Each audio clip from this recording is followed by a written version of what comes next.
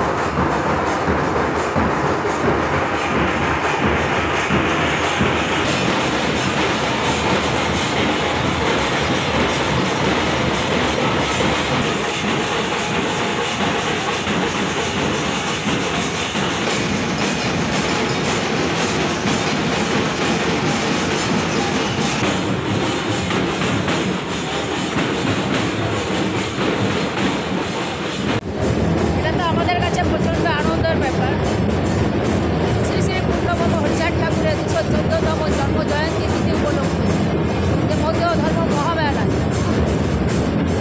গতবারে যা লোক হয়েছিল তার থেকেও অনেক বেশি লোক হয়েছে এবার, প্রতি বছরে বাড়ছে। আমরা অত্যন্ত আনন্দিত যে ভক্তদের এই সমাগম এবং তাদের পূর্ণধামে এসে তারা কামনা সাগরে স্নান করে ঠাকুরের কাছে প্রণাম করে পুজো দিয়ে তারা আবার বাড়িতে ফিরে যায়।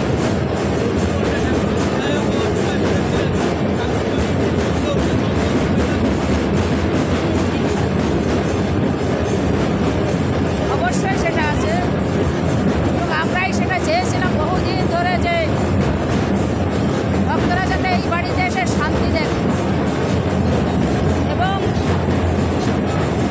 পক্ষ মিলে দুই কমিটির যে সদস্যরা আছে তারা মিলে আজকে তারা কমিটি তৈরি করে মেলা করছে। আমরা তাতে খুবই আনন্দিত যে আগামী বছরে এইভাবে মিলেমিশে কাজ। অনেক বেশি লোক। আমি তো আমাদের ধন্যবাদ জানাই যে আমাদের মানে চিত্ত বিকশিত হয়েছে। ঠিক আছে, আমরা সবাইকে ওয়েলকাম জানাই।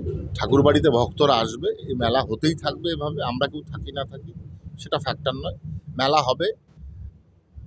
স্বর্গীয় প্রমথরঞ্জন ঠাকুর মহাশয় এবং বীণাপাণি ঠাকুরানী তারা যেভাবে এই সেটেলমেন্ট তৈরি করে গেছে এখানে, সেইভাবেই কাজ চলতে থাকবে। আমরা জাস্ট একটু সহকারী হিসেবে কাজ করি, বাকি সব ভক্তরাই করেন এসে, আর ভক্তদেরই মেলা। এটা মধুপর্ণা ম্যাজিক করার থেকে বড় কথা হচ্ছে যে বাস্তব কথা হচ্ছে যে শিক্ষা একটা ফ্যাক্টর। শিক্ষায় চেতনা বাড়ে মানুষের। তো যার মধ্যে শিক্ষা আছে তার চেতনা আছে। তাহলে শিক্ষাকে সবসময় দাম দিতে হয়। তো যার মধ্যে শিক্ষা নেই সে তো গন্ডগোল করবেই রে ভাই, নতুন কিছু নয়।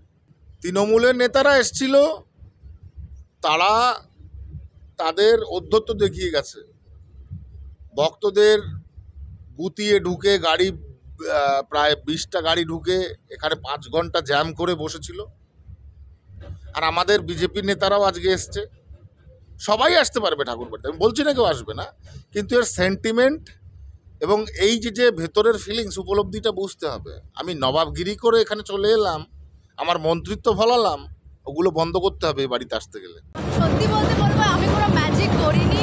এটা হচ্ছে হরি গুরুচাঁদ, শ্রী শ্রী হরি গুরুচাঁদ ঠাকুরের আশীর্বাদ কি ঠাকুর চাইছে হবে দুই পরিবারকে এক করা। আমি তো সাধারণ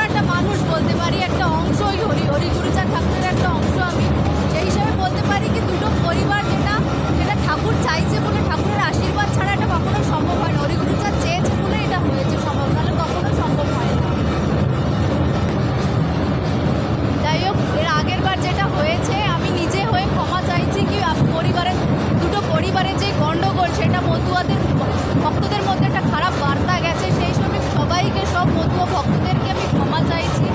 এবং আমি যতদূর হোক না কেন আমরা সবাই মিলে, দুই পরিবার মিলে আমরা চেষ্টা করব কি এই যে গণ্ডগোল হয়েছে এর পরে যেন